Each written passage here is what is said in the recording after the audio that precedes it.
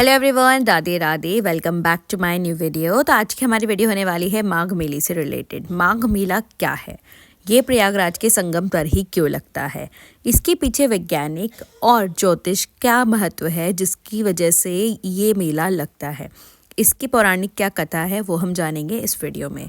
तो चलिए फिर शुरू करते हैं माघ मेले से रिलेटेड इस वीडियो को। हर साल मकर संक्रांति के साथ ही प्रयागराज में माघ मेला शुरू होता है, जिसे कुंभ के कम पवित्र नहीं समझा जाता। ये माना जाता है कि इसमें नहाने से भी आपके पाप धुल जाती हैं। प्रयागराज में गंगा, यमुना और अदृश्य सरस्वती के संगम पर लगने वाले इस मेले में हर साल लाखों लोग आते हैं। पौराणिक कथाओं के अनुसार समुद्र मंथन के दौरान जब अमृत कलश निकला तो देवता और असुरों के बीच छीना झपटी हुई। इस दौरान अमृत की कुछ बूंदें 4 स्थानों पर गिरी: हरिद्वार, उज्जैन, नासिक और प्रयागराज। इसलिए इन स्थानों का महत्व बढ़ गया। प्रयागराज यानी संगम के शहर को तीर्थराज यानी तीर्थों का राजा कहा जाता है। मान्यता है कि सृष्टि रचना से पहले ब्रह्मा जी ने प्रयाग पर ही पहला अश्वमेध यज्ञ किया था, इसलिए इसे तीर्थराज कहा जाता है। माघ स्नानों में 1000 अश्वमेध यज्ञों का फल मिलता है। माघ मेला आम तौर पर 45 से 50 दिनों तक चलता है। इसकी शुरुआत हर साल मकर संक्रांति मध्य जनवरी के दिन पहले मुख्य स्नान के साथ होती है। आइए जानते हैं क्या है माघ मेला। माघ मेला हिंदू पंचांग के अनुसार माघ महीने में आयोजित होने वाला एक वार्षिक उत्सव है। इसे लघु कुंभ के रूप में भी जाना जाता है। फर्क केवल इतना है कि कुंभ मेला हर 12 साल में और अर्ध कुंभ हर 6 साल में लगता है, लेकिन माघ मेला हर साल होता है। शास्त्र के अनुसार माघ महीने में सभी देवी देवता और तीर्थ खुद प्रयाग में निवास करते हैं, इसलिए यहाँ स्नान का फल अनंत गुना बढ़ जाता है।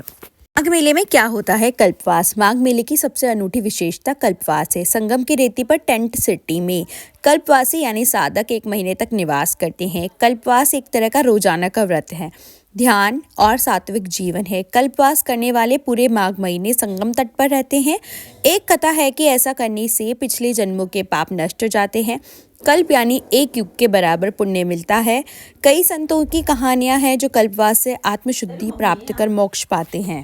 कल्पवासी अत्यंत कठिन अनुशासन का पालन करते हैं। वे दिन में केवल 1 बार सात्विक भोजन करते हैं, जमीन पर सोते हैं, दिन में 3 बार गंगा स्नान करते हैं। यह एक प्रकार का आत्म संयम और ध्यान का अभ्यास है। 3 नदियों का संगम का क्या मतलब है, आइए जानते हैं। चूंकि यह संगम गंगा, यमुना और सरस्वती है, इसलिए इसे 3 पवित्र नदियों का मिलन कहते हैं।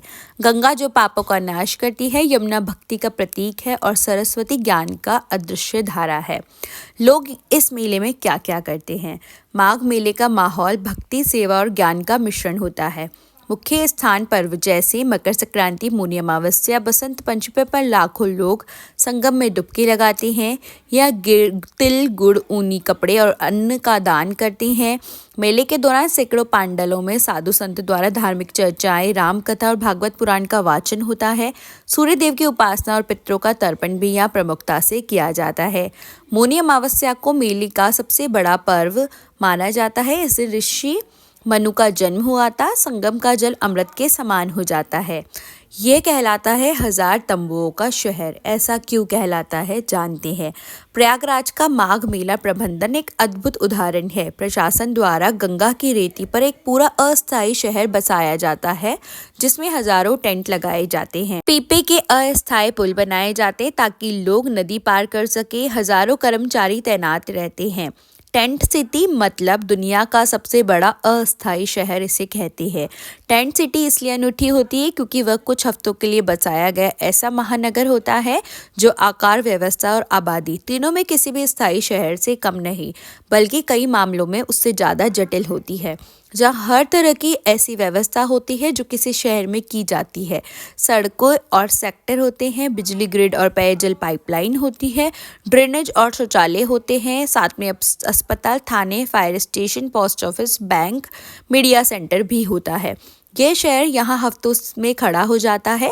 इसे टेंट सिटी की आबादी कुंभ के दिनों में कभी कभी कुछ ज़्यादा हो जाती है, तब ये दुनिया के किसी भी शहर को मात देने लगती है। हर सेक्टर में अधिकारी तैनात होते हैं, पुलिस की मुकम्मल व्यवस्था होती है, सफाई का पूरा ध्यान रखा जाता है। सबसे अनोखी बात, टेंट सिटी नदी के फ्लड प्लेन पर बसती है, जहाँ साल में आधे समय पानी रहता है।